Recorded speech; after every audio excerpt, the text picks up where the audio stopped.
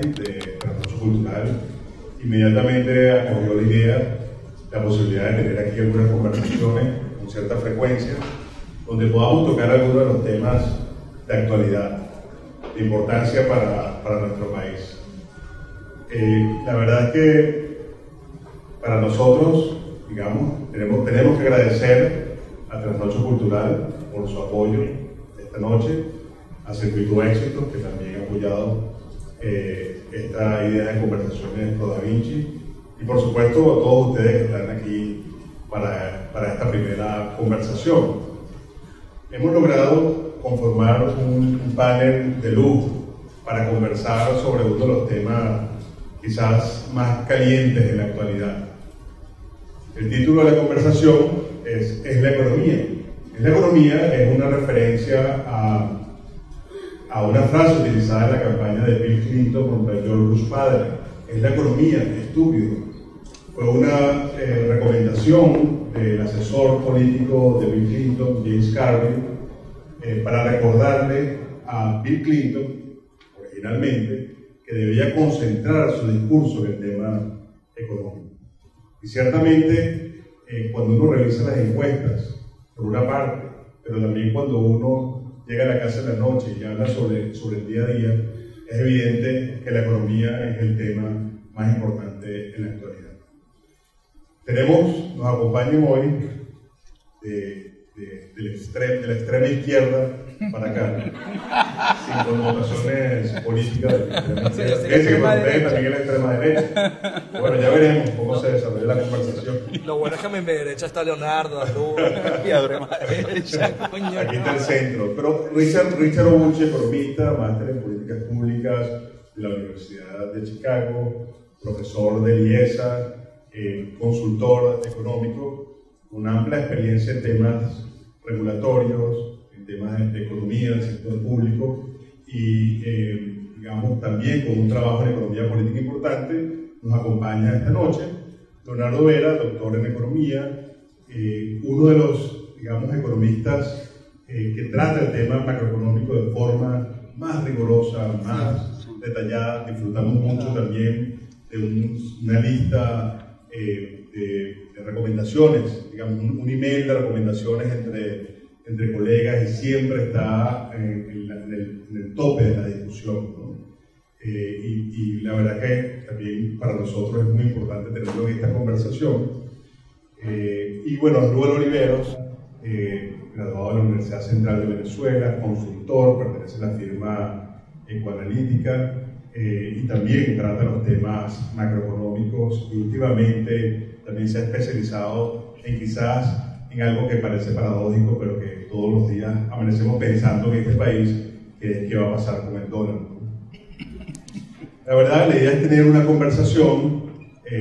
Quizás todos nosotros estamos acostumbrados a presentar, incluso con láminas, PowerPoint y gráficos, la intención justamente de nosotros en esta primera conversación, que es de economía, y ya vendrán otros temas.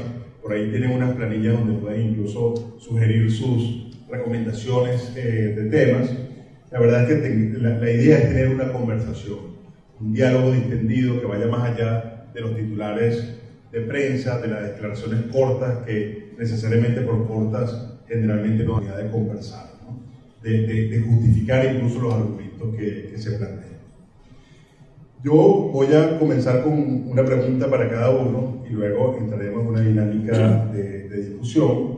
En algún momento ustedes, si tienen alguna pregunta, podrán escribirla, y en el medio de la conversación me la irán pasando para, digamos, para darle cabida también a esas preguntas, ¿no? Y hay tres temas que están en el día a día, en la calle, en la actualidad, y vamos a comenzar por allí. Uno de los temas es la inflación, el costo de la vida, la inflación, la subida de precios permanente. Otro de los temas es el dólar y las consecuencias que tiene el dólar para la economía venezolana, la situación actual. Y un tercer tema que es la escasez. Esos tres temas vamos a empezar por allí la conversación, y quizás, digamos, por ese fenómeno que todos tenemos que hacer mercado y discutir cada noche en nuestras casas, vamos a comenzar con la inflación. Me gustaría comenzar con Leonardo sobre el tema inflacionaria, ¿no? Venezuela es un país que tiene un problema inflacionario desde los años 80, un problema que realmente afecta la vida cotidiana de los venezolanos.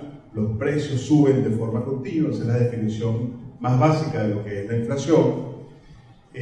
Por supuesto, genera un deterioro en la calidad de vida, en el ingreso disponible de la población, y no solamente tiene el problema del nivel de la inflación, sino la volatilidad, la incertidumbre, es decir, que no sabemos cuánto van a subir los precios en los próximos meses, en los próximos años. Eso plantea unos retos para la familia, plantea unos retos para los empresarios. Me gustaría, Leonardo, en esta, digamos, ola inflacionaria que estamos viviendo, que alcanza ya el 50 anualizado prácticamente, ¿cuáles son las causas de la inflación actual? Si quieres, te vamos a decir. No, este para la grabación. Bueno, muchas gracias. Oye, celebro la cantidad de gente que está aquí en este foro y felicito a ProDaVinci por esta iniciativa, que entiendo que es la primera vez que se materializa ProDaVinci, porque ProDaVinci es una página virtual, ¿verdad? Bien, quizás lo conveniente aquí con respecto al tema de la inflación es recordar lo siguiente. Nosotros somos un país que tiene ya casi 35 años de inflación de 2 dígitos. Eso es lo que llamamos inflación alta. No es el tipo de inflación que sufren los países o las economías maduras como en Europa, en Estados Unidos, en Asia, etc. Es una inflación que se ha entronizado y que por lo tanto en la medida que pasa el tiempo va desarrollando conductas defensivas, y estas conductas defensivas, lejos de mitigar el problema, lo que hacen es agravarlo cada vez más. Tenemos tal número de conductas defensivas hoy día, o de mecanismos de adaptación de los agentes sociales, de las instituciones. Las mismas instituciones han desarrollado mecanismos para defenderse, que lo que hacen es propiciar aún más la inflación. El problema se ha convertido en un problema realmente complejo. Yo no voy a entrar en detalles, pero en realidad el problema inflacionario en Venezuela tiene que ser trabajado con seriedad, técnicamente. No hay balas de plata. Es decir, no es el hombre lobo que con una bala de plata está solucionado el problema. Se necesita un conjunto de políticas integrales que van desde revitalizar el aparato productivo. Hay numerosos cuellos de botella en la economía venezolana. No hay oferta productiva cuando hay una inundación de demanda proveniente de algún aluvión, ¿verdad?, de dinero que cae en la economía. Sencillamente, como tenemos mercados muy atrofiados, muy raquíticos, pues la oferta productiva no reacciona y esto genera incremento de precios. Otro grave problema que de alguna manera se ha acumulado es el de los controles de precios. Paradójicamente, los controles de precios que se supone han surgido para controlar la inflación, lo que están haciendo es hacer que la inflación continúe, se alimente. ¿Por qué? Por la razón de que los controles llega un momento en que generan tal distorsión que es necesario hacer ajustes. Y estos ajustes, imagínense, en una economía como la venezolana, no es que son 1 o 2 ajustes una vez al año. En Venezuela hay 21.000 productos con precios controlados. De estos 21.000 productos con precios controlados, hay alrededor de unos 7.000, 8.000 cuyos precios cambian cada 3 meses. La velocidad de cambio de los precios de los productos controlados es de 3 meses y medio. Entonces lo que tenemos, y además se ajustan desincronizadamente. De manera que en la economía venezolana, por este fenómeno de los controles de precios y por la necesidad cada cierto tiempo de hacer ajustes, porque la misma inflación hace que los costos escalen, las empresas comienzan a perder utilidades, entran a generar pérdidas y requieren de que los precios se ajusten. Entonces esos ajustes de precio terminan alimentando la inflación. Ese es otro problema grave que evidentemente... Y hay uno muy singular, muy visible para todos nosotros, que es el problema cambiario. El problema cambiario alimenta la inflación. El problema cambiario es el siguiente: paridad real del bolívar no es 6.3.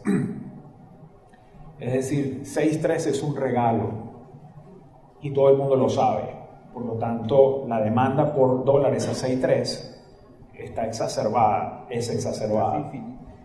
Y la paridad en mercados no oficiales, pues puede ser 8, 7, 8 veces eso, no sé cuánto en este momento, ¿verdad? Pero es una cosa escandalosa. No recuerdo ningún control de cambio en América Latina que hubiera generado una brecha tan grande entre el mercado oficial y el mercado no oficial.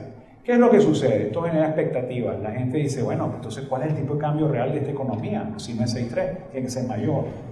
Estas expectativas están en todo el mundo. Y todo aquel que puede ajustar precios o que tiene capacidad de ajustar algún precio, el que tiene un inmueble lo ajusta, el que tiene una bodega ajusta. ¿Por qué? Porque dice, el día que yo tenga que, por ejemplo, reponer el producto, ¿verdad? ¿A qué precio traer del exterior? ¿Verdad? De manera que esas expectativas, por la brecha que se genera en el mercado cambiario, también es un mecanismo que alimenta la inflación. Cuando se producen estas grandes devaluaciones, que se producen en Venezuela, por el hecho de que nosotros además tenemos un régimen cambiario que es inconveniente para el país, pues también eso genera impactos inflacionarios. Y hay otra serie de conductas, incluso a nivel del sector público, que también son inflacionarias. El hecho de que el Banco Central de Venezuela esté financiando en casi 50.000 millones, el equivalente a 50.000 millones de dólares a PDVSA.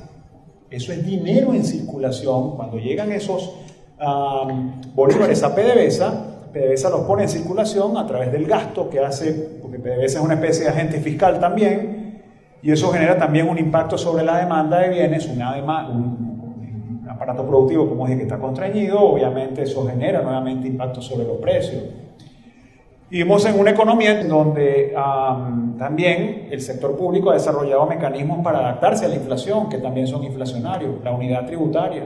¿Qué es la unidad tributaria? Un mecanismo de defensa del sector público contra la inflación. Para evitar la erosión de los ingresos tributarios, cada año el sector público cambia la unidad tributaria y le saca más impuestos a la gente. Esto es un mecanismo para protegerse, como cualquier mecanismo, como el mecanismo que puede tener un trabajador para proteger su salario o el mecanismo que puede tener un bodeguero para tratar de proteger los ingresos de la mercancía que vende. Entonces es un problema muy entronizado en la sociedad venezolana que requiere una respuesta de políticas integral.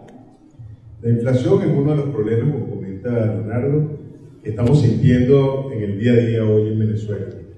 El otro problema, que también está relacionado con políticas económicas, políticas públicas muy concretas, es la escasez. Decía Milton Friedman que si el socialismo llegara al desierto de Sahara, pronto habría escasez de arena. Y quizás eso es lo que estamos viendo en este momento en Venezuela. Hay un problema del modelo económico planteado. Por otra parte, los venezolanos en el día a día parece que estamos desarrollando superpoderes. Digamos, tenemos una visión láser que si vemos a alguien con una bolsa de mercado, nos permite determinar si lleva un paquete de harina, si lleva un paquete de arroz. Además hay otro efecto de la escasez, que ahora somos más sociables, no en el tránsito, pero sí en la calle. Pero ¿dónde tú conseguiste eso? ¿Dónde conseguiste el arroz? Ahora, la escasez tiene causas muy concretas. Y le quiero preguntar a Richard Obuchi, quizás tomando esa frase de Friedman, de cómo el modelo económico se relaciona con el tema de la escasez, y no es un fenómeno ya coyuntural, sino más bien se ha convertido en un fenómeno estructural a la economía venezolana. Buenas noches y bueno, gracias Ángel y a todos ustedes por acompañarnos acá. Y yo quería comenzar con un comentario positivo y optimista, pero no sé. Hay azúcar en el supermercado. Pero lo único que puedo hacer es celebrar la iniciativa de ProDaVinci de tener estas conversaciones y de la existencia de este espacio. Porque de la economía no creo que vayamos a ser muy optimistas en la noche de hoy. Disculpen si defraudo las expectativas acerca del tono de la conversación, pero lo que dice Ángel es un tema muy importante y uno con lo que decía Leonardo. Leonardo nos acaba de decir que la inflación obedece a un montón de causas. Cuando pensamos en el abastecimiento, que al final es un modelo de reducción de una economía que esté en capacidad de generar las cosas que los venezolanos están demandando, entonces nos encontramos con una cantidad de problemas. Si le preguntamos a cualquier empresa cuál es el problema, lo primero que te van a decir es acceso a los insumos, nacionales o importados. Los nacionales porque muchos están bajo el control del gobierno, o porque no hay suficiente producción local, o porque hay dificultades para obtenerlos, y los importados por los problemas que todos sabemos. El problema laboral, que está asociado a una baja productividad, elevados niveles de ausentismo, una legislación que es tan inflexible en esa función de proteger al trabajador que al final termina perjudicando todo el aparato productivo, una excesiva centralización en los permisos, trámites, de todo lo que hay que hacer para producir. Ahorita salió el ranking del Banco Mundial acerca del estudio de haciendo negocios. Venezuela ocupa la posición 189 países estudiados. El peor de América Latina. El peor de América Latina, pero es uno de los peores del mundo. Sí, es decir, es un récord de verdad impresionante en el mal sentido, en el sentido que no queremos movernos. Y si nos ponemos a pensar en otras cosas, es esta intervención del gobierno en qué producir, cómo producir, dónde producir, a qué precio producir.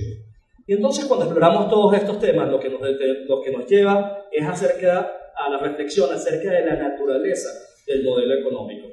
Si nosotros exploramos el problema de inflación, múltiples problemas, múltiples causas que apuntan a un mismo asunto. Si lo vemos en la escasez, lo vamos a ver en el mercado cambiario.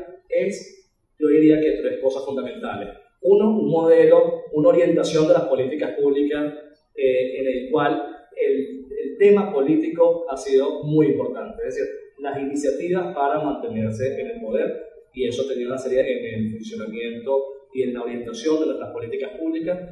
Dos, un claro rechazo a la iniciativa privada, es decir, una relación antagónica con el sector privado, en el cual explícitamente se ha hablado de una economía en la cual el gobierno, el Estado, debe ser un productor más importante y un proveedor más importante de bienes y servicios. Y tercero, una forma de intervenir la economía que se caracteriza por la asignación directa, es decir, es decidir qué, quién, cómo, cuándo y dónde.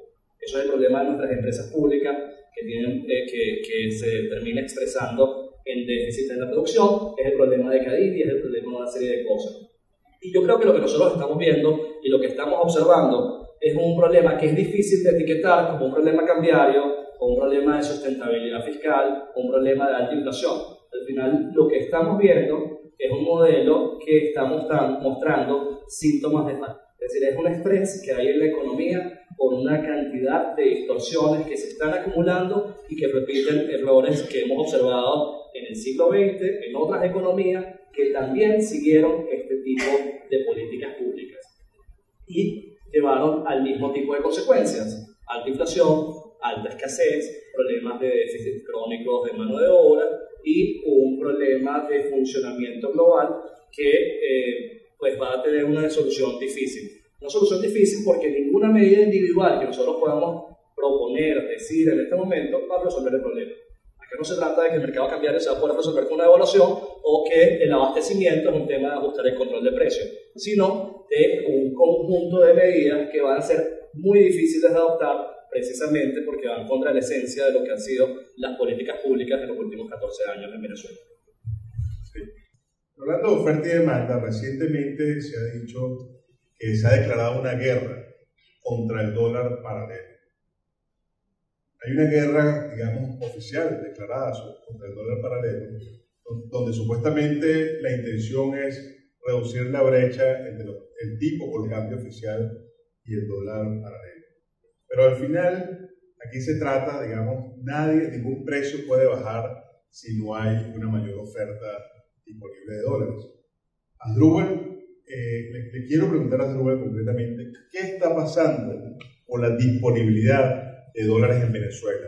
Porque hasta hace muy poco parecía que estábamos en una fiesta, digamos, que estábamos dispuestos a importar desde el gobierno y el gobierno dar los dólares para la importación, pero ahora hay una restricción importante de la divisa. ¿Eso pertenece a un terreno ideológico? ¿Es a una razón ideológica o es la consecuencia de restricciones presupuestarias?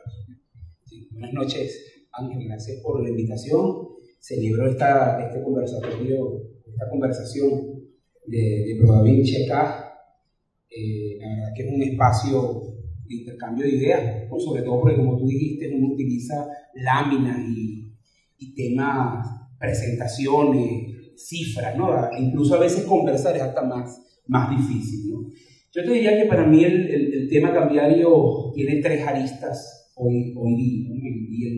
Y es reflejo, tal como muy bien lo expuso Leo y Richard, de un fracaso de política económica que está en el ADN del diseño de la política.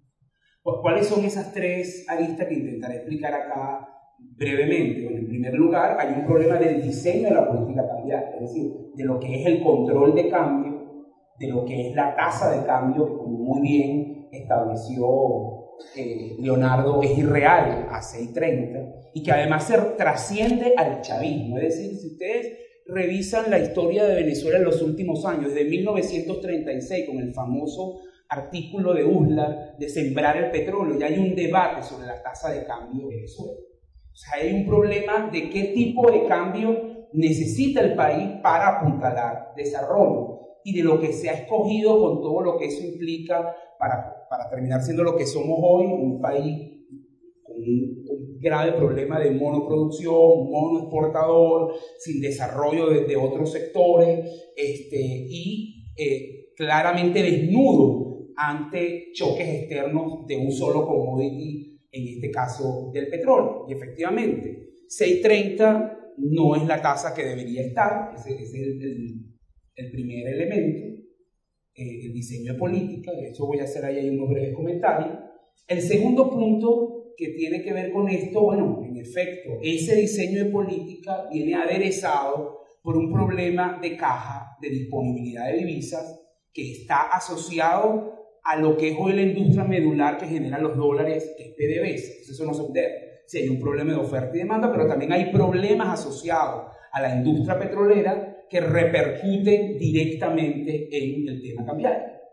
Y por último, y para mí es el tema más complejo y de más difícil solución, tiene que ver con una mezcla de ideología, de economía política, de grupos de poder dentro de la estructura de gobierno que imposibilitan o que detienen la marcha en la toma de decisiones para atacar el tema cambiario y en general lo que es el diseño de políticas públicas hoy en Venezuela. Con lo cual nos hace hacer a nosotros, o por lo menos en mi caso, pesimista sobre el futuro inmediato. Arranco con el primer punto. Bueno, en efecto, usted agarra un modelito de tipo de cambio real que utilizamos mucho los economistas, y hay gran coincidencia, que no es otra cosa que, bueno, cuál es la tasa de equilibrio en Venezuela, utilizando diferenciales de inflación con nuestros sociales. Bueno, eso está entre 12 y 13, con lo cual se refuerza la idea de Leo de que 6.30 es un regalo. Es como, y me disculpan la palabra, una golilla. Usted tiene que agradecerle a Dios, a San Judas Tadeo, a la Virgen del Pilar, que usted está recibiendo divisas a 6.30 cada vez que se la dan. Pero pagarlo por encima de 50 es un exabrupto también. O sea, te está diciendo a ti, si tú tienes que medir, se me ocurre a mí ahora, si un tema más allá del riesgo país, ¿cuál es el nivel de riesgo hoy en Venezuela? El costo de las ineficiencias de las políticas públicas es la diferencia entre ese X50 menos ese 12 o 13 que tienes en tu tasa real, que cada uno paga para obtener y que está dispuesto a pagar, porque además tienen las expectativas de que eso crezca. Con lo cual, te habla entonces de un diseño que tiene en su esencia un grave problema y que además te lleva al punto, es más fácil importar que producir. Además, es lo que la gente quiere, te genera todos unos incentivos perversos que trascienden, y yo no voy a tocar acá por temas de tiempo y porque no es el punto de este conversatorio, de la moralidad, es decir, bueno, raspo o no raspo el cupo, me voy o no me voy de viaje, porque tienes todo un set de incentivos para ello. Porque los diferenciales de tasas son una tentación muy grande. Entonces ahí hay un diseño que probablemente, en mi opinión, tiene que ver con que el régimen que existe en Venezuela de control cambiario caducó desde hace mucho tiempo.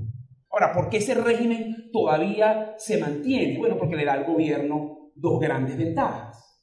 Por un lado, tiene sometido al sector privado, controlado, y por el otro le permite al gobierno ser irresponsable en lo fiscal, que además está fuertemente relacionado con el tema de la inflación. Segundo punto que mencioné, por supuesto son cosas, tiene que ver con el problema de caja en la industria petrolera. ¿Y qué es lo que usted ve hoy en Venezuela? Bueno, el 96% de las divisas las trae PDVSA. Con un 630 es claro que la demanda prácticamente es infinita. Si usted el día de mañana le dice que le van a dar $100.000 a 630 y usted no tiene, usted intentará hacer una evaluación de su madre a ver si le presta el banco dinero para que le den divisas a 630, porque es un regalo.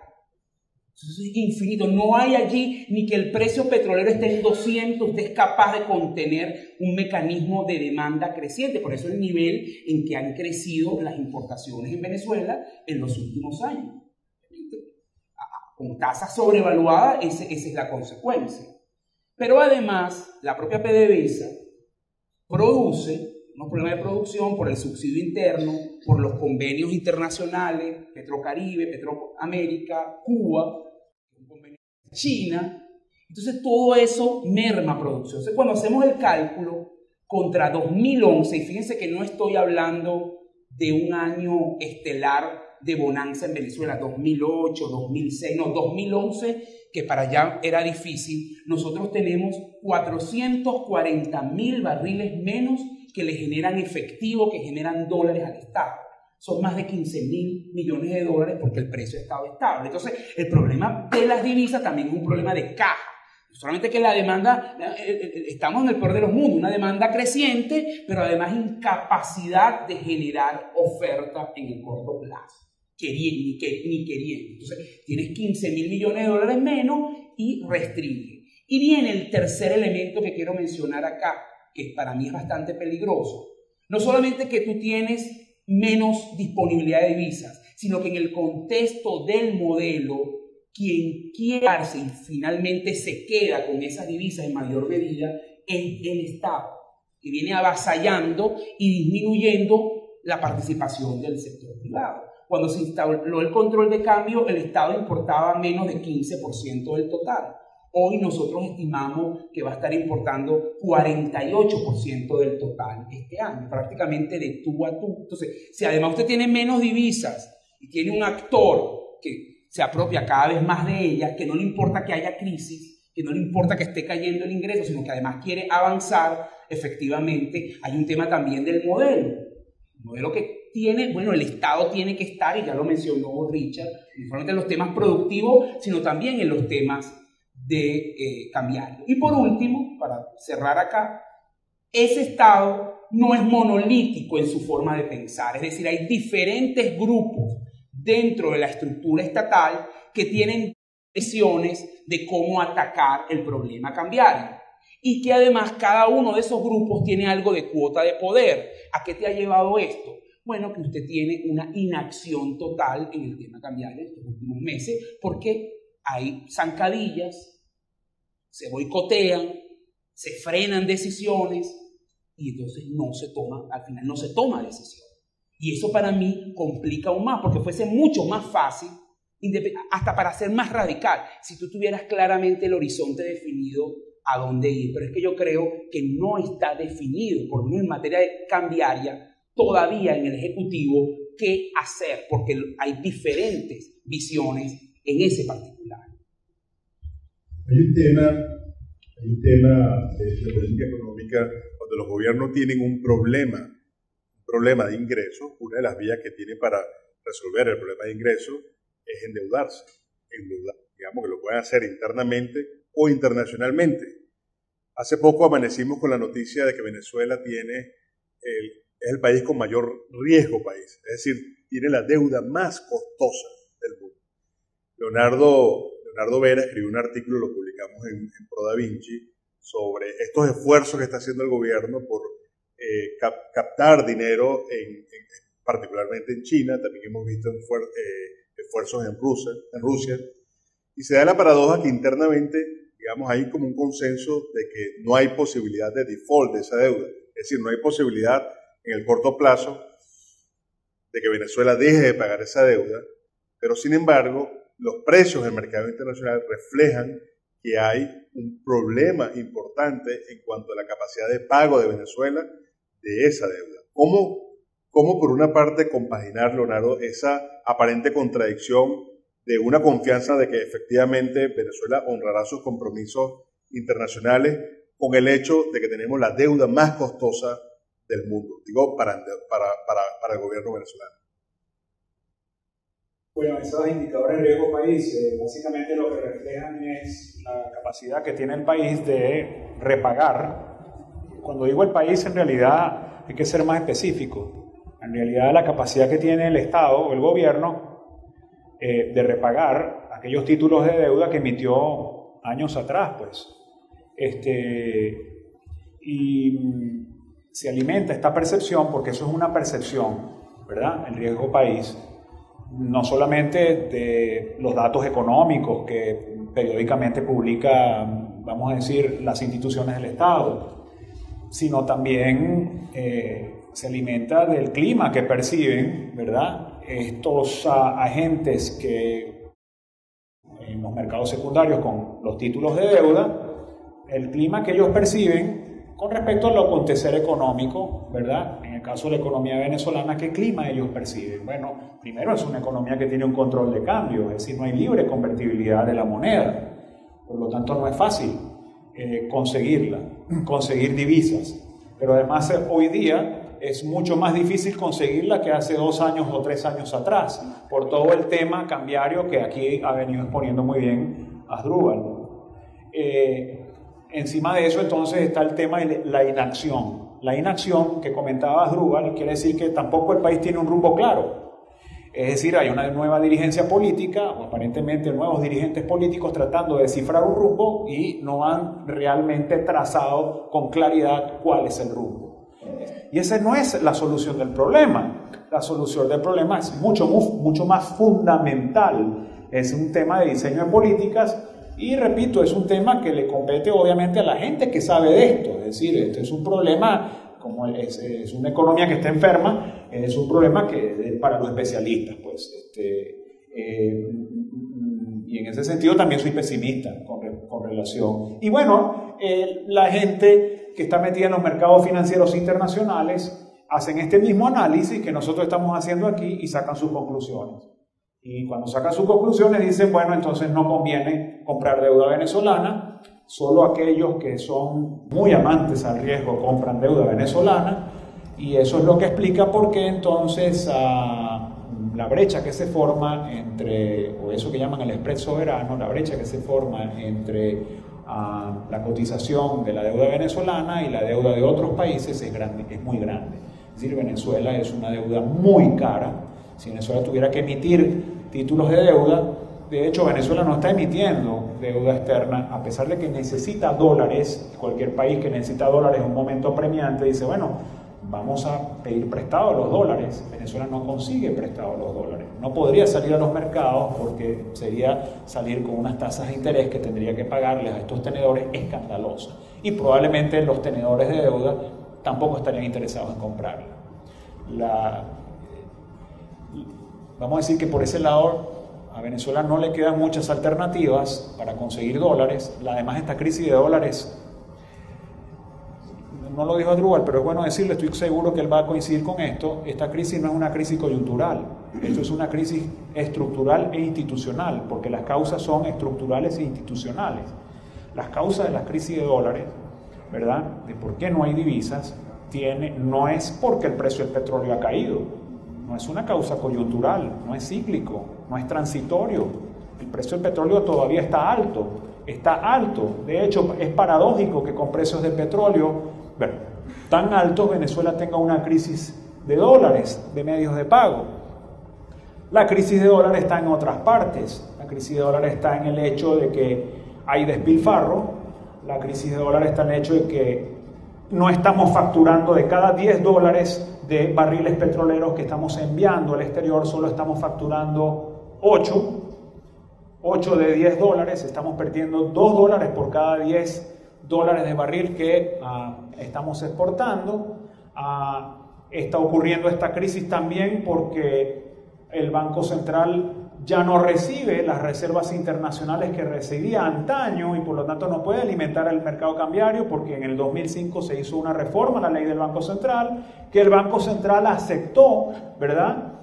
En donde ya PDVSA no estaba obligada a venderle los dólares al Banco Central y por lo tanto el Banco Central se ha quedado sin su principal fuente de suministro.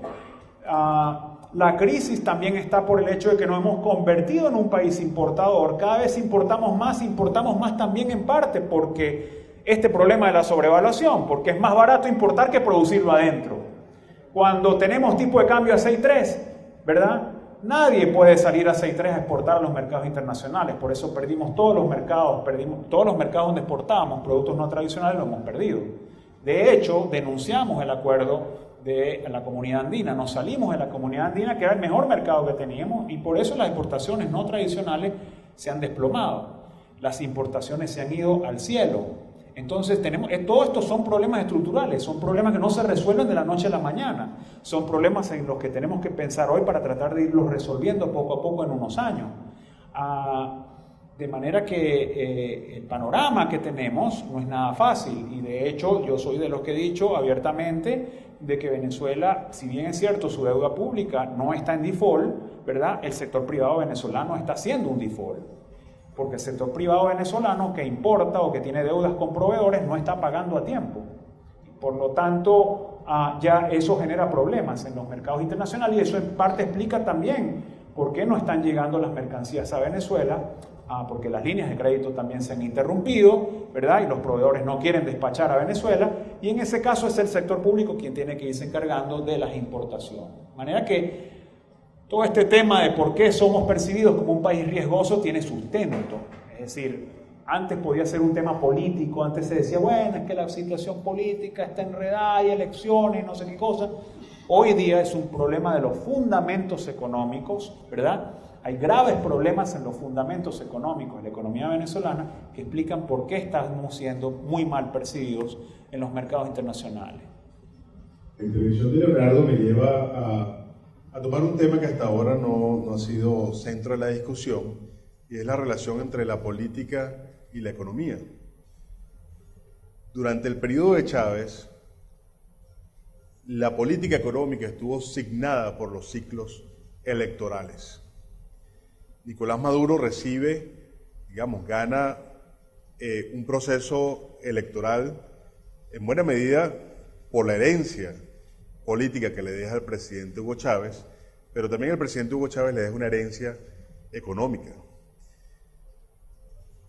Todo indica que la expansión del gasto público del año 2012 es una expansión sin precedente en la historia económica venezolana, lo cual de alguna manera responde a la necesidad de tener un efecto político de corto plazo y ganar no solamente eventualmente las elecciones de octubre, sino posteriormente las elecciones de abril.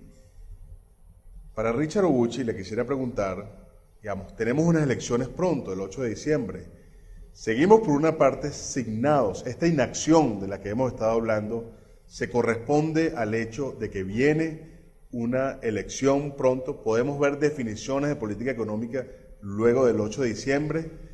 Hay, medidas que están aguantadas claramente porque vienen unas elecciones y cualquier ajuste que se haga va a tener consecuencias políticas. ¿Cómo es ese intercambio que hace el gobierno entre menor popularidad más adelante, luego de las elecciones, en relación con la popularidad actual y la inflación y la escasez? ¿Cómo conecta la política con la economía actualmente? Bueno, yo creo que como tú lo señalabas, estamos en un modelo heredado. No solamente Maduro heredó parte del capital político de Chávez, pero también una forma de actuar, una forma de orientar las políticas públicas. Y en un año que ha sido extraordinario y que después del anuncio de la enfermedad de Chávez y de la muerte de Chávez y las elecciones presidenciales han llevado a un ciclo muy inusual de toma de decisiones en la política y en la política económica.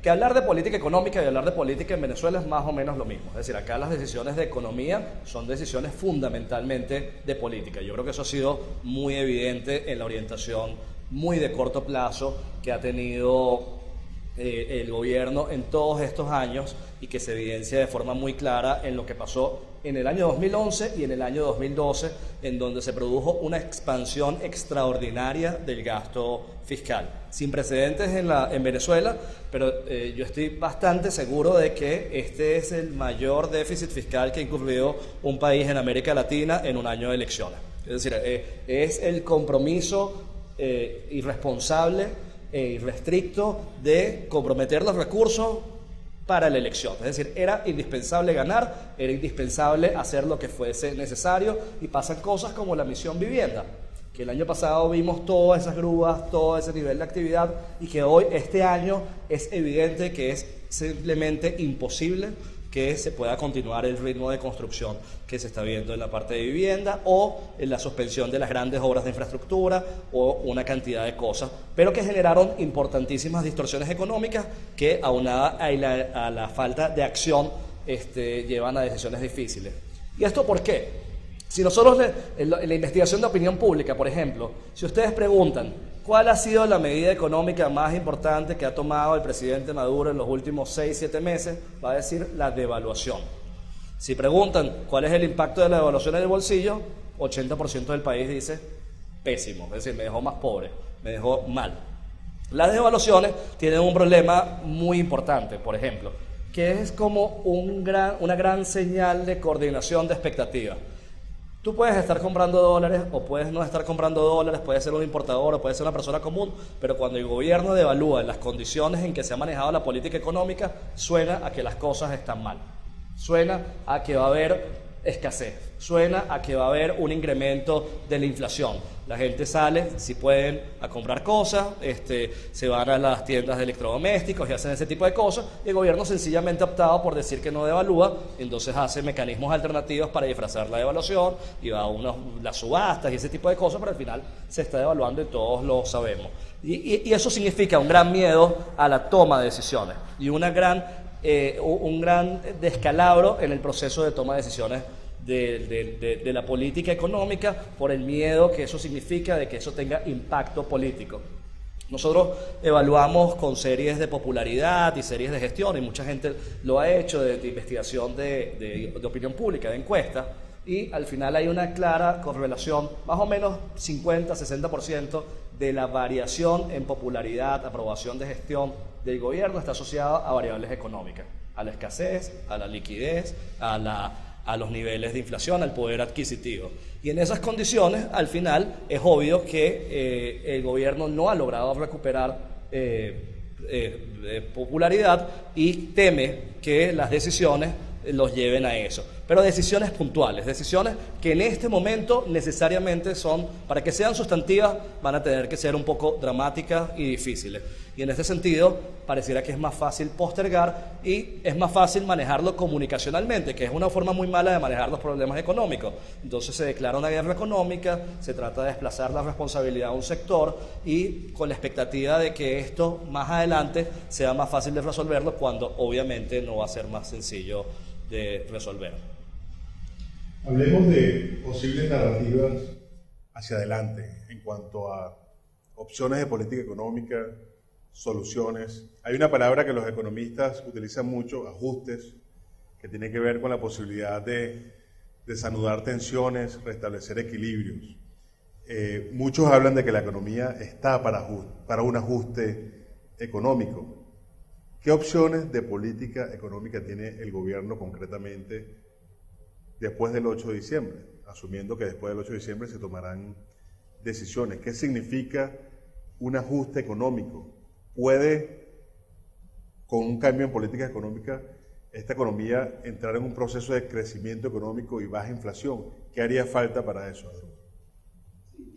Tu pregunta, y la quiero aderezar conectando con lo que decía Richard. Yo creo que un elemento que conecta el tema economía, política, además, que ha tergiversado terriblemente el tema en Venezuela, es la existencia de la reelección indefinida. O sea, yo creo que es el cambio institucional más nefasto que hemos tenido en los últimos años, porque simplemente el que llega allí lo que tiene es una tentación perversa de mantenerse en el poder. y todo el set de política que pueda estar diseñando es para ello. Además, con una renta petrolera del nivel que con toda su falla es significativa, pues lo que buscas es crear mecanismos clientelares para tú permanecer allí per secula secular. Entonces eso dificulta aún más el tema de las salidas que pueda venir en Venezuela. Yo creo que si aquí algún día, y en eso yo soy pesimista, no lo veo tan inmediatamente, hay un cambio de modelo político, el primer gran acuerdo que debería lograrse es ir a eliminar de nuestra figura constitucional la presencia de ese elemento, porque genera unas distorsiones perversas. Dicho esto, mira, de cara a después del 8 de diciembre, bueno, el gobierno ya aquí lo hemos descrito, tiene una crisis bien profunda. Yo creo que hemos entrado en un círculo perverso de devaluación, inflación, escasez, bajo crecimiento. Eso es lo que tiene esto en la economía venezolana. Uno pudiera acá, y yo creo que Leo en eso es mucho más espléndido que yo decirte qué es lo que se debería hacer, atacar el déficit fiscal, el tema de cómo darle mayor independencia al Banco Central de Venezuela, estimular la inversión privada, pero yo no voy a decirlo porque es que no creo que eso vaya a venir. Y me disculpan el pesimismo que traigo esta noche. Es decir, yo lo que creo acá es que efectivamente después del 8 de diciembre el gobierno va a seguir en esta estrategia de correr la arruga. Hay encuestas recientes que parecieran darle peso al tema de que este discurso, esta narrativa de guerra económica, de buscar culpables en terceros, le funciona y yo lo voy a seguir explotando. Claro, ¿eso qué te va a traer? Que el deterioro se va profundizando, que tu margen de maniobra es más limitado, los problemas se van agravando y va a llegar un punto donde vas a tener que tomar decisiones. No está, lamentablemente no lo veo tan rápido, o no lo veo en forma en el corto o mediano plazo, entonces lo que vamos a ver es un tema de deterioro. Pero ¿dónde hay áreas que el chavismo pudiera explorar? Yo siempre lo he dicho y lo digo aquí y lo dejo para el debate. Yo creo que si el chavismo descubre, hay gente que dice que eso es imposible por la naturaleza de cómo es el chavismo, que pueden ser más pragmáticos, que pueden dinamizar un poco la economía, no salen de allí más nunca. O sea, hay áreas donde tú puedes todavía, el chavismo tiene áreas que puede dinamizar. El tema petrolero, yo creo que en materia petrolera no se ha hecho nada. Eso está virgen. Es decir, tú puedes ir a hacer una apertura, me disculpan la expresión que usé esta noche, bajarte los pantalones ante empresas multinacionales del tema petrolero, tratar de apuntalar producción, cambiar un poco el régimen tributario, incluso con la ley de hidrocarburos actual, y tratar un poco entonces de con eso revitalizar un poco, pero volvemos al tema, lo que busca es revitalizar la renta para exacerbar mecanismos clientelares, pero creo que esa puede ser una opción que en el mediano plazo pudiese estar viendo el chavismo. En otras palabras, yo no creo que veamos por ahora soluciones de fondo, soluciones estructurales a los problemas de la economía venezolana, sino simplemente este paseo por paños calientes, por medidas,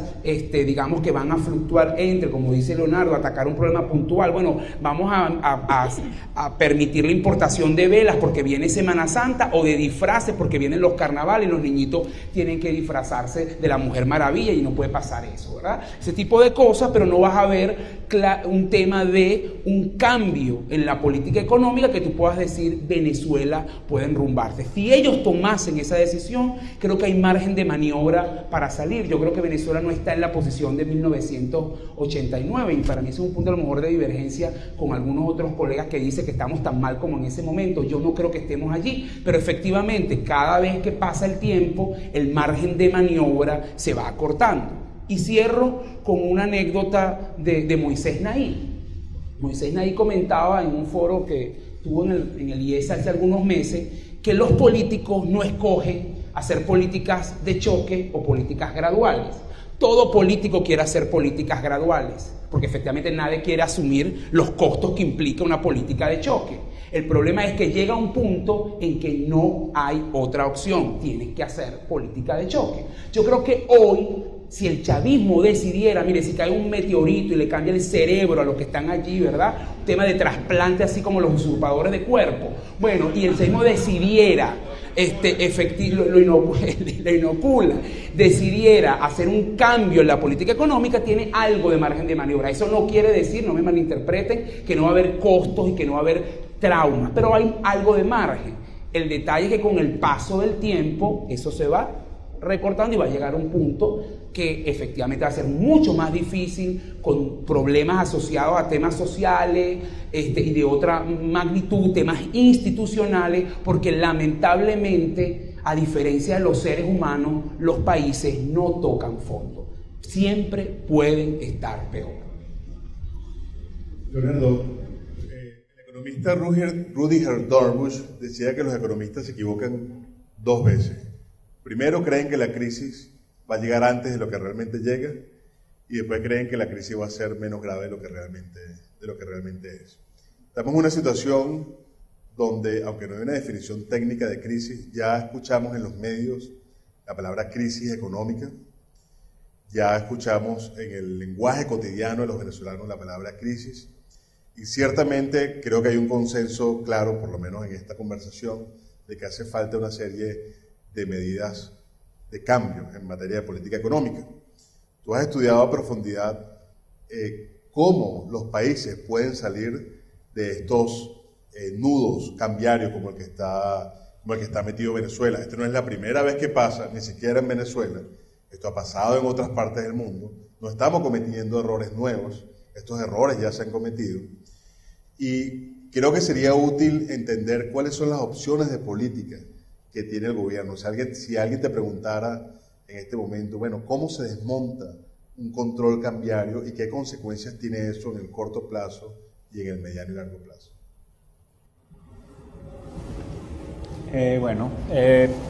Hay que reunir un conjunto de condiciones. Una de las más importantes es devolver la confianza en el país.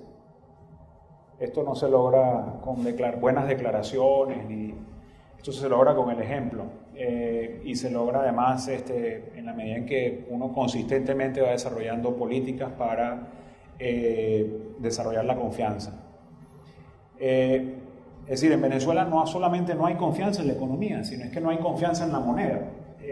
Los economistas dicen que las monedas el dinero tiene 3 propiedades: sirve para medio de pago, ¿verdad?, para hacer las transacciones, sirve como unidad de cuenta y tiene una tercera función que es la reserva de valor. El problema es que en Venezuela el dinero perdió esa tercera propiedad, reserva de valor. El bolívar no es ya una reserva de valor, por lo tanto la gente sabe que no es bueno tener bolívares. Los bolívares que tienen en sus cuentas son estrictamente para hacer transacciones o para emergencias, por motivo precautivo. Como reserva de valor busca otras cosas, cemento y ladrillo, por ejemplo, ¿no? Bienes inmobiliarios, carros y billetes verdes. Entonces, la respuesta a la pregunta también tiene que ver cómo devolver la confianza en la moneda, ¿verdad? Que tiene que ver con cómo devolver la confianza en el país, que tiene que ver con decirle al país, bueno, vamos a ponernos a producir, cuáles son las condiciones para que aquí podamos producir con libertad, en donde el hombre económico sea un hombre que hace negocios y buenos negocios y no un rentista financiero, en donde podamos promover el emprendimiento, en donde el Estado efectivamente sea un promotor del emprendimiento, en donde la inversión comience a renacer nuevamente, ¿verdad? Estas son cosas fundamentales, por supuesto no son las únicas. Si esas cosas se logran, y esto significa un cambio de giro casi de 180 grados, ¿verdad?, en Venezuela, entonces hay que pensar en otras además. Hay que pensar, por ejemplo, en abrir el mercado cambiario, ¿verdad? Entonces, en ese caso, Venezuela podría ir a un régimen de más flexibilidad, donde los agentes pudieran comprar dólares, por supuesto no a 6.3. Mi idea es más bien a una paridad de equilibrio real, ¿verdad?, en donde pudiéramos tener un tipo de cambio más o menos fluctuante, que no fluctúe tanto. El Banco Central podría hacer intervenciones esporádicas para tratar de manejar el tipo de cambio alrededor de una banda. Por supuesto, esto significa legalizar el mercado paralelo, Es fundamental que el mercado paralelo sea legal para que haya una oferta generosa de divisas en ese mercado. Y es deseable además que la gente compre a 6.3 y venda a 50. Eso es lo que permitiría que el mercado paralelo se desplome y comience a converger a una paridad de equilibrio. Es decir, que lo que hoy día los voceros gubernamentales consideran un pecado es parte de la solución del problema cambiario. Necesitamos un mercado legal arriba, ese mercado que está arriba tiene que legalizarse y no ser el nicho específico especializado de los rentistas financieros o de oscuros rentistas financieros y permitir que haya arbitraje y que el que compra barato venda caro, lo hará en las primeras de cambio, pero si se logran estas otras condiciones, la confianza en la economía, medidas para tratar de fortalecer las reservas internacionales, la unificación de todos esos fondos en dólares que están en distintas instituciones públicas y que queden en una sola institución, ¿verdad? Por supuesto, hay que revisar estructuralmente qué está pasando con los dólares petroleros. No podemos seguir regalando petróleo, esos convenios es necesario revisarlos. Entonces podríamos ver efectivamente un régimen cambiario mucho más flexible en donde la tasa de cambio hoy día de 6.3 obviamente ya no existiría, tendría que subir y la tasa del mercado paralelo tendría que bajar, ¿verdad? Y ahí se requiere un banco central con la suficiente fortaleza, que no la tiene hoy día, porque el Banco Central escasamente tiene entre 1.500 y 2.000 millones de dólares en reservas internacionales, eso escasamente alcanza para las importaciones de una semana, ¿verdad? Necesitamos que el Banco Central recupere los dólares perdidos, esos que están en otras partes, ¿verdad? Y que el flujo, y que vaya recuperando el flujo, y una vez que esté fortalecido el Banco Central puede intervenir en el mercado diariamente y puede permitir, ¿verdad?, que la tasa de cambio se dirija a una tasa de cambio de equilibrio real. Lo que economistas llamamos una tasa de cambio de equilibrio real es una que nos permita competir en los mercados sin desventaja, que nos permita ser exportadores, como lo fuimos 20 años atrás, exportadores de muchas cosas, plástico, chocolates, maquinaria, metalmecánica, etcétera, ¿verdad? El mercado andino y otros mercados, y que además no permita que las importaciones sean tan baratas como lo son hoy día al tipo de cambio 6.3. Como el tema de la inflación, esto requiere también una respuesta integral, una respuesta de políticas integral, una cosa bien diseñada, bien articulada, una estrategia en distintos ámbitos, ¿verdad? Para que efectivamente podamos ver otra realidad en el mercado cambiario. La definición de utopía de Tomás Moro. No, pero fíjate lo siguiente, es interesante porque Leonardo manifiesta que cualquier cambio de política económica en el corto plazo en Venezuela requiere de la recuperación de la confianza. A veces uno se lo olvida, pero hay países, incluso Venezuela mismo, que ha estado en muchas peores condiciones que la que está Venezuela actualmente y ha podido transitar un camino de recuperación de confianza, de encaminar otra vez el país en la prosperidad y en un ambiente de baja inflación, mayor empleo, mayor emprendimiento. Países como por ejemplo Brasil, tan cercano por nuestro lado sur y hasta cercano políticamente en los últimos años. País con hiperinflación, con terribles controles de precios, con gran escasez y que en pocos años pudo revertir ese proceso. País como China, una gran hambruna, 30 millones de personas muertas, una revolución cultural que también tuvo costos humanos terribles. Y sin embargo, un Deng Xiaoping que con una visión pragmática y sin cambiar incluso la retórica comunista que planteaba su predecesor Mao Zedong, transformó la economía china. Hoy prácticamente no hay precios regulados en China. Cuando digo prácticamente es literalmente. En el año 78 eran 98% de los precios chinos estaban controlados por el Estado. Hoy usted va a China y no hay precios regulados. Eso en un país no democrático como China. Brasil, un país democrático. Vietnam, exactamente con el Doi Moi, la transformación pragmática hacia una economía que incluso llegó, siendo enemigo histórico, a tener actualmente un tratado de libre comercio con los Estados Unidos. o un país como India, que en medio de una democracia y una transformación tremenda del socialismo a un país, digamos, amigable con el tema de la inversión y el emprendimiento privado.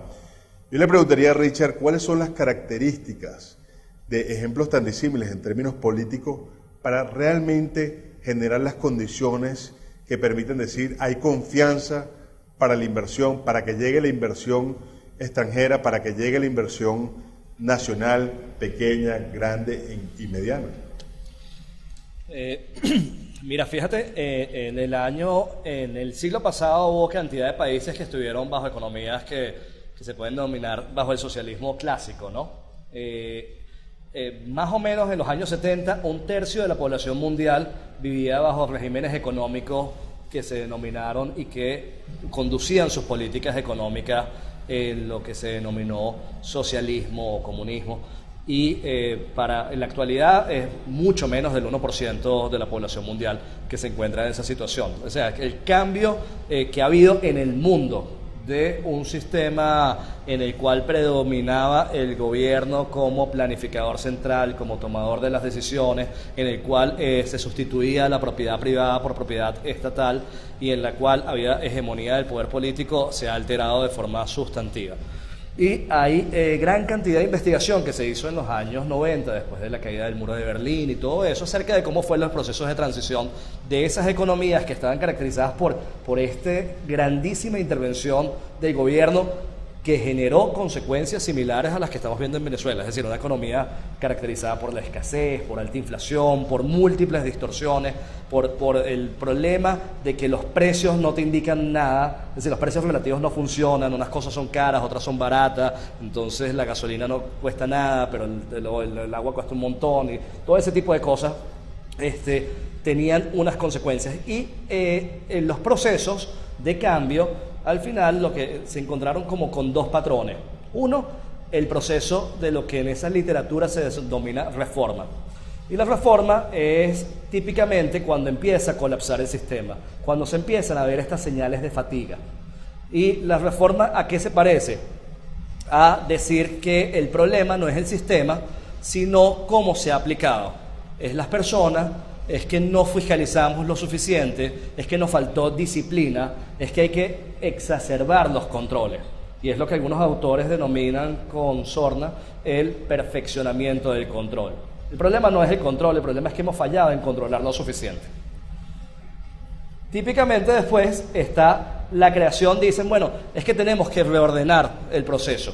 Entonces, ¿qué tal si creamos algo así como una comisión de alto nivel? Y ponemos ministerios y creamos más instancias porque el problema es que no ha habido eso. Cualquier parecido con el órgano superior de la vivienda, de la economía, de la salud, de esto, es eso. Que siguen dos estrategias, las funcionales o las territoriales. El problema es que tenemos que hacer una cosa para los llanos, otra para Oriente, no sé cómo se llamaba en la Unión Soviética, pero era más o menos la misma lógica, la fusión de ministerios y la creación de nuevos ministerios como forma de solucionar eso, que usualmente iba acompañado de cambio después de funcionarios. El problema fue que el señor Alayón no ha aprendido lo suficiente, tenemos que cambiarle y poner a alguien que sea verdaderamente comprometido con estas ideas. Y en ese cambio cosmético los problemas se agravan y hay una crisis de liderazgo. Es decir, la gente empieza a pensar que de repente el problema es el sistema mismo. Y eso es un detonante de cambio. Y acá viene lo que en esta literatura se denomina revolución, que no es lo mismo que significa la revolución en el contexto venezolano. La revolución al final es que las bases del sistema se alteran. Las bases, las premisas, la lógica con la que han funcionado las políticas públicas o la orientación de la gestión se altera. Y eso significa que tienes que empezar a abrazar la iniciativa privada y tienes que decirle qué hace falta para que tú vengas a invertir en Venezuela. Y bueno, lo que nos van a pedir es lo que han estado pidiendo los empresarios y el sector privado desde hace años. Quítame los permisos, dame acceso a las divisas. No es acceso a Cadivi, es acceso a las divisas, es decir, el precio que sea, pero dame acceso legal a las divisas. Dame acceso a los insumos. Si yo invierto, no me lo vas a expropiar. Es decir, no hay unas reglas de juego. Si tenemos una diferencia, lo podemos resolver de una forma más civilizada que en el corte o algo así. Sí, tenemos un problema laboral, es decir, de repente podemos hacer algo que sea equilibrado entre empresa y trabajador y no sencillamente un sesgo por trabajador. Al final necesitas condiciones para la inversión y eso significa todo este tema de confianza, pero es un esfuerzo sistemático, ¿no? Eso al final es como los casos de infidelidad, no basta con el arrepentimiento inicial, hay que hacer una serie de acciones que den credibilidad subsecuente a cualquier gesto que se vaya a hacer. Es decir, y el tema de la consistencia al final es una de las cosas dramáticas de lo que nos está pasando. Este gobierno ha sido tremendamente inconsistente en sus políticas. Cambia de opinión, nos dijo que la prioridad era la eficiencia, después la corrupción, después la seguridad, después otra vez la corrupción, ahora es la guerra económica, y eso no es bueno para que uno le crea que efectivamente está comprometido con un senda de cambio. Y quizás, y el tercer elemento es eliminar algunas de las distorsiones más evidentes, como son el intento, la pretensión de poder controlar todas las decisiones económicas. Uno de los grandes problemas de Cadivi no es solamente el tema del precio, que está sumamente distorsionado, es que es imposible que en una oficina, en algún sitio de Caracas, alguien decida si una tuerca es más importante que un medicamento o que un medicamento es más importante que algún químico que hace falta para que el jamón no se deshaga. Es decir, esa decisión las toma el mercado y la economía de forma muy bien en todo el resto del mundo. En Venezuela es muy difícil que las tome adecuadamente. O sea que tú te tienes que abandonar cosas que son premisas del sistema, y esos procesos han sido en ocasiones traumáticos, algunas veces han sido pacíficos, algunas veces han sido los mismos actores que hacen estos cambios, pero sí significa alterar estas premisas básicas de funcionamiento. Vamos con algunas de las preguntas que están aquí, otras ya han sido tratadas, y les voy a pedir ahora rapidez, no es un concurso, pero sí rapidez, no se vale llamar a un amigo. Para Asdrúbal le preguntan sobre los fondos parafiscales. ¿Podrían abastecer el mercado cambiario? ¿Nos pueden salvar? ¿Existen? Hubo una declaración reciente del ministro Ramírez. ¿Qué pasa con los fondos parafiscales? Bueno, me da mucha risa esa pregunta porque eso es prácticamente entrar ya en el terreno de la teología, ¿no? Creer o no creer. Eso es así como Santo Tomás, el tema de, bueno, si no metía la llaga, él no creía hasta que se le apareció, y entonces, bueno, porque has visto, has creído, le increpó Jesús a Tomás, ¿no? Bueno, lo mismo. Mire, con ese punto hay una polémica, una polémica sana entre los colegas, porque hay un grupo, digamos que aquí hay tres grupos, ¿no? Un grupo que dice, mira, los fondos no existen, este gobierno no tiene nada de transparencia, es mentira, la producción es más baja, ahí no hay dólares por fuera, no le creo nada al Fonden, al fondo chino, no hay balance, se lo robaron todo y no hay nada, así que olvídate de eso. Es un grupo respetable, bueno, porque en este tema donde efectivamente no hay transparencia, poca información, como tú atacas esa opinión. Luego hay un segundo grupo, principalmente ligadas a bancas internacionales, bancas de inversión que siguen a Venezuela, que asumen fervientemente, estos sí son creyentes, que lo que dice el Banco Central trimestralmente reportado como fondos en divisas son los que son. Sin chistar. Sí, el Banco Central reportó al cierre de junio que en estructuras paralelas líquidas habían más de casi 22.000 millones de dólares al cierre del primer semestre de este año, si mi memoria no me falla, pero por ahí está el número. Entonces lo asumen, eso es. Lo dice el BCB y eso es. Y hay un grupo intermedio, donde yo me tomo el atrevimiento de ubicarme, que no es ni lo uno ni lo otro, es un ni de los fondos, pues. En el sentido que no asumo que no existen, no me da el análisis que hay cero, pero tampoco llego a, por ejemplo, al monto que está diciendo el Banco Central de Venezuela, no le llego a ese monto, sino que le llego a un monto más bajo, a un between ahí entre los dos números. Yo este seguimiento lo hago mensualmente porque digamos que es un tema de mucho interés, sobre todo para clientes internacionales, y hoy por hoy pudiera decir que está cercano a unos 12.000 millones de dólares, sin incluir los 5.000 del nuevo empréstito con China, ¿no? Entonces, efectivamente, eso es fuera de las reservas internacionales lo que está en estas estructuras y que, como muy bien dijo Leonardo, deberían, si hay un plan coherente, centralizarse. Y que además, agrego más para referirme a un tema coyuntural, estaba en el plan que el ministro de Finanzas, Nelson Merente, intentó llevar adelante y era una de sus premisas centralizar en el BSB estos fondos, de forma tal que esos fondos sí existen. Ahora, usted entenderá que si usted no cambia nada, si todo queda exactamente igual, 12.000 millones de dólares no te sirven para nada. El año pasado se importaron 70.000 millones de dólares, es decir, es una séptima, poquito más de una séptima parte de las importaciones. Si no cambia nada, no te ayuda mucho. Han venido descendiendo esos fondos. En el año 2008, en estructuras paralelas, nosotros llegamos a contabilizar casi 45.000 millones de dólares. O sea, han venido drenando a lo largo de los años esa estructura de fondo. Cada vez hay menos. Y si no hago nada, pues el margen de maniobra es limitado, para no extenderme mucho.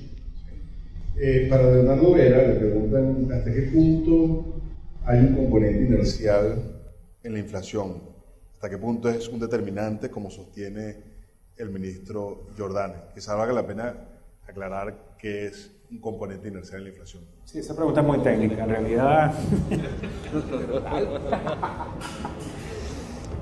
En realidad yo traté de explicar la inflación como un problema que es complejo, donde hay varios componentes, donde no basta aplicar una política.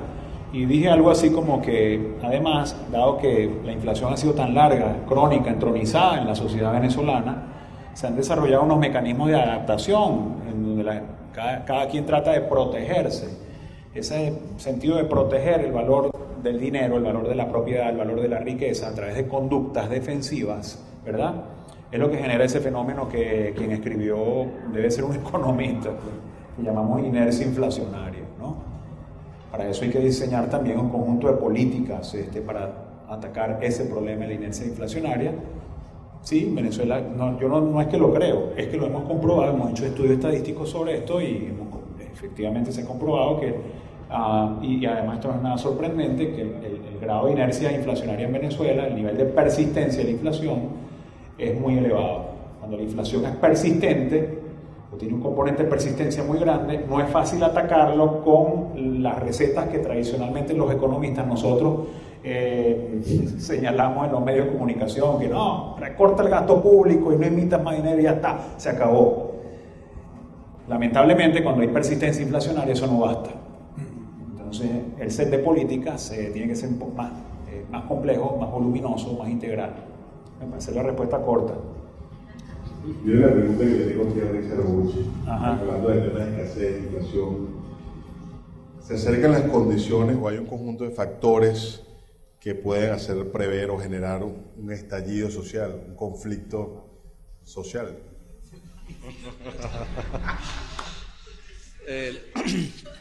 No, yo creo que la...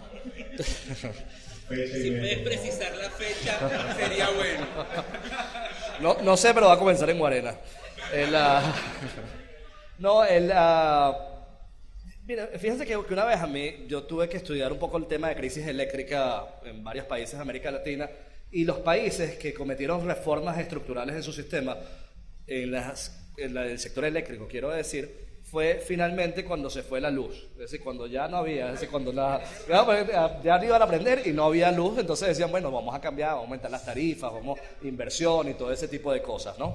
Aquí está pasando eso y no hay reforma eléctrica, pero bueno, acá hay persistencia de otras cosas, además de la inflación.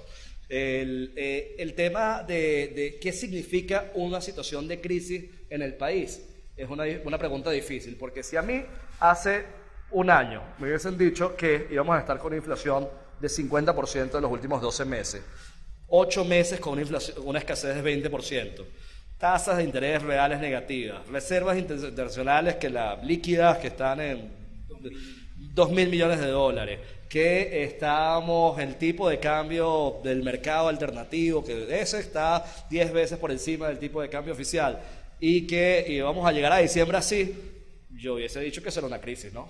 Sí, a mí me hubiese dado a priori hubiese pensado, oye, eso es tremenda crisis, de que hay una situación social comprometida y vamos a estar en eso. Y yo creo que estamos en una crisis y estamos en una situación social comprometida, pero no ha estado acompañado de una situación en la cual haya manifestaciones. Ahora, yo creo que sin duda, sin ánimos de ser dramáticos, estamos en una situación que es tensa socialmente. Si el tipo de manifestaciones sociales que se han observado en el tema de incidentes con el tema de las colas, los problemas, esta cosa dramática que pasó en la autopista, el saqueo del camión. Saqueos de camiones hay todos los días en Venezuela en este momento, incidentes en sitios ahí pasan. Eso no quiere decir que eso vaya a ser acompañado de un estallido social masivo. Es decir, para que un evento de esa naturaleza pase, tienen que ocurrir muchas más cosas, creo yo, es decir, que esto. Es decir, obviamente, esto es un terreno en el cual es más probable situaciones de cierta inestabilidad, pero para que suceda tiene que haber elementos catalizadores adicionales, tiene que haber mecanismos de coordinación colectiva que ahorita no es fácil que ocurran porque la comunicación es diferente en el término de acceso y porque finalmente el tipo de respuesta que pueda haber frente a esos tipos de eventos por la población es diferente. O sea, creo que hay una forma de hacer política diferente y ese tipo de cosas que inciden en que esto no necesariamente conduzca a eso. Pero bueno, obviamente estamos en una situación que es más tensa, por decirlo de alguna manera.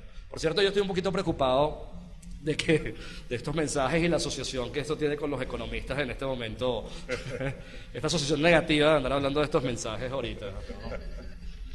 No, quería agregar que estos eventos sociales generalmente suelen suceder cuando menos la sociedad lo espera. El Caracazo no fue un evento esperado. Por supuesto, aquí todo el mundo está pensando en eventos sociales, una cosa en el Caracazo, una cosa así. Yo creo personalmente que esto es bastante poco probable en Venezuela, porque este es un escenario que todos los días estamos, o que de vez en cuando lo estamos imaginando. Y cuando digo todos, también el gobierno y las autoridades también están imaginando este escenario y por lo tanto han tomado sus previsiones. Y además han declarado al respecto.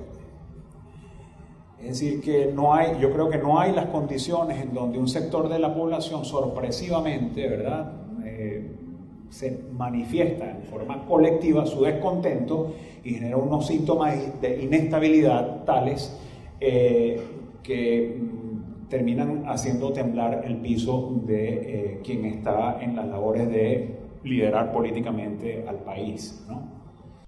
Bueno, estamos sobre la hora. Quiero agradecerle a Richard Obuchi, Leonardo Vera y Asdrúbal Olivero por esta conversación. Creo que, digamos, de esta discusión cada quien se puede llevar sus propias conclusiones, pero quizás un hilo conductor de toda la discusión es que los problemas económicos que tenemos en Venezuela actualmente son consecuencia de políticas económicas y públicas concretas, y que pueden ser modificadas en la medida que esas políticas económicas y públicas cambien. Y de verdad que muchas gracias por estar aquí. Espero que tengan buenas noches luego de esta conversación. Que sueñen bien.